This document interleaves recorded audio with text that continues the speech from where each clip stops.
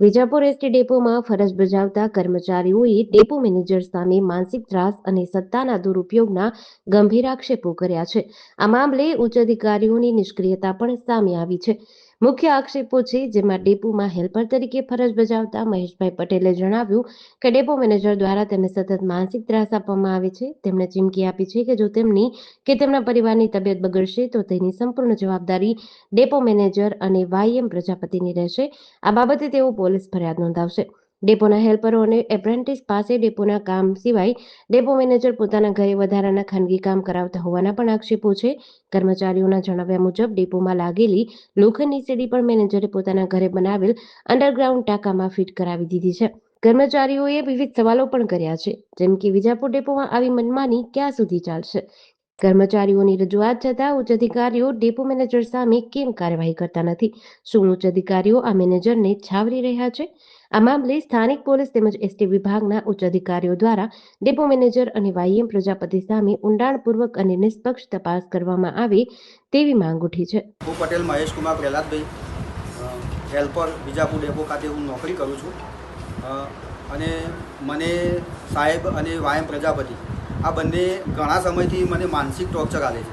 અને હું કોઈ પણ કામદાર 5 મિનિટ લેટ આવ્યો હોય તો એમના વિશે હું એમને કહેતો કે ભાઈ અલ્યા 5 મિનિટ લેટ આવ્યો, એમને બસ લેટ પડી જશે. તો વાયમ પ્રજાપતિ મને એવું કહેતો કે ભાઈ તમારામાં કોઈ દખલગીરી કરવાની નહીં, અને જો તમે દખલગીરી કરશો તો હું સાહેબને કહીને તમને ગમે ત્યાં સંડોવણીમાં લઈ લઈશ. એટલે એક હેલ્પર કે જેને નવી ભરતીનો કે જેને પહેલાં જ દિવસે ડોકિંગ કરાવ્યું હતું, પઠાણ કરીને છે, એ હાલ એમની બદલી ગઈકાલે જ થઈ ગઈ છે. તો એમને મને એવું કીધું કે મહેશભાઈ સારું, હું પહેલા દિવસે મને હજી એટલો બધો અનુભવ નહીં ડેપોનો અને હું એવી કામગીરી કોઈ કરેલી નહીં, પણ મેમો આપ્યો છે. એટલે મેં વાયમ પ્રજાપતિને કીધું કે પહેલા દિવસે હેલ્પર કામગીરી કરે અને એટલો બધો અનુભવ ના હોય તો તમે શા માટે આવા મેમા આલો છો? એટલે કે ભાઈ તું સાહેબ છે, મારો બોસ છે, આવું મને બીવડાવતા. પછી આ બધું હું એમને કહેતો કે તમે કેવા કામ કરો છો અને એ તો અમને ખબર જ છે, અને તમે કેવી રીતે નોકરીઓ કરો છો એ પણ અમને ખબર છે.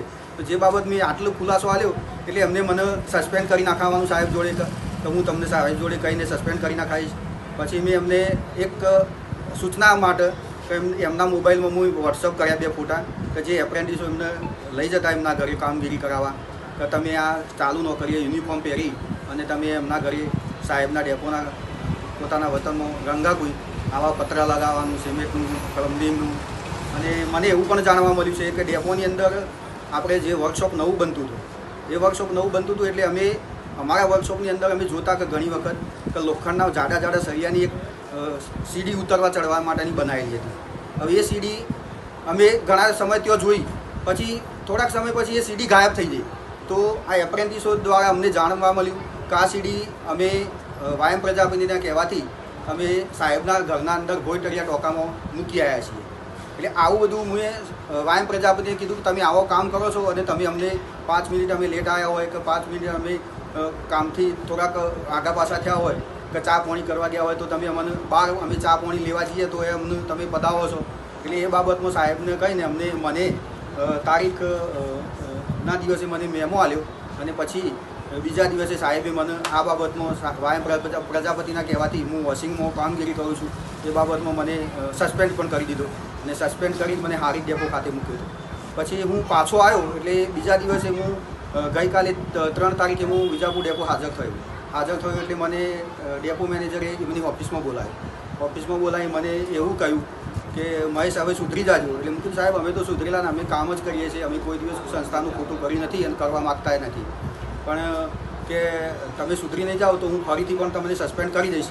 અને પછી એવું કીધું કે મારા તારા પર એક ફરિયાદ ફાળવાની છે. હું કીધું સાહેબ શેની ફરિયાદ? એટલે સાહેબે એવું કીધું કે મારા ઘરે પતરા ચોરાયા છે અને એ ફોટા તું વાયમ પ્રજાપતિને વોટ્સઅપ કર્યા છે, તો એ બાબતથી મારે તમે મારા ઘરના પતરા ચોરી ગયા છો એ બાબતની મારા તારા ઉપર ફરિયાદ ફાળવાની છે, એવું મને ધમકી આપી. એટલે મેં એમને એમ કીધું કે સાહેબ મેં તો કોઈ દિવસ આવું તમારા ઘરે નહીં જોયું કે હું તમારા ઘરના પતરા માનસિક ત્રાસ આપ્યો અને મને બીવરાયો પણ. એટલે મેં કીધું સાહેબ તમને યોગ્ય લાગે એમ કરો, ફરિયાદ ફાળશો તો પોલીસ અને કોર્ટનો વિષય છે કે ચોર કોણ છે ને તો સાબિત કોર્ટ કરશે અને પોલીસ કરશે. મારું નામ ઠાકુર સાહિલ છે. હું વિજાપુર ડેપોમાં એપ્રેન્ટિસ કરું છું અને અમારા પેલા ઇન્ચાર્જ વાયમ પ્રજાપતિ જે મને ચાલુ નોકરીએ સાહેબના ઘેર ડેપો મેનેજરના ઘેર કામ કરવા લઈ જતા તે જે પત્રો ખોલવા લઈ જવા કતું માલ સામે બીજું બનાવવાનું એ વસ્તુ કામ કરાવતા અને આ બધું કરાવતા. કોઈ રજૂઆત કરી ખરી તમે કોઈ? ના, રજૂઆતમાં આપણે તો રજૂઆત નથી કરી પણ ઇન્ચાર્જ લઈ જતા એટલે કોઈ ચપ્પુ નતા. તમારા ડેપો મેનેજર કોણ હે? ડેપો મેનેજર અમારા વીસી ચૌધરી. વોશિંગનું કામગીરી આપેલી છે. હું વોશિંગનું નવું મશીન લાગ્યું છે તેઓ કામગીરી કરું છું.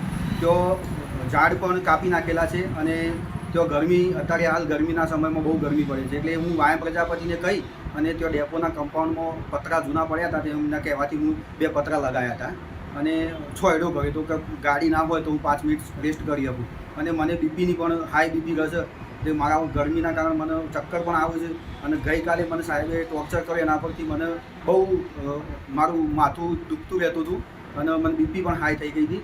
અને જો પણ આ સમયગાળામાં જો મને કંઈ થશે અને મને કંઈ મારા પરિવારને કંઈ નુકસાન થશે તો જે તે જવાબદારી ડેપો મેનેજર વીસી અને વાયમ પ્રજાપતિની રહેશે. તમારું નામ? મારું નામ મહેશ કુમાર પ્રહલાદભાઈ પટેલ, હેલ્પર વિજાપુર ડેપો. ઠાકોર કેડી. હું વિજાપુર ખાતે એપ્રેન્ટિસ કરતો હતો. અમને આપણે મેનેજરના કહેવાથી ઇન્ચાર્જ છે વાયમ પ્રજાપતિ એમના ઘરે મેનેજરના ઘરે કામ કરાવવા લઈ જતા. ત્યાંથી અમે સીડીબી લઈ ગયેલા છીએ. ક્યાંથી લઈ ગયા સીડી? વિજાપુર ડેપોથી લાડોલ પોઈન્ટ ઉપર મૂકીને ત્યાંથી એમના ઘરે બી નાખી હતી. એમનું ઘરનું બધું કામ કરાવ્યું. આ બાબતે કોઈ રજૂઆત કરી ખરી તમે? ઇન્ચાર્જ જ લઈ જતા અમને વાયમ પ્રજાપતિ કોના કહેવા પડે લઈ જતા? મેનેજરના કહેવાથી.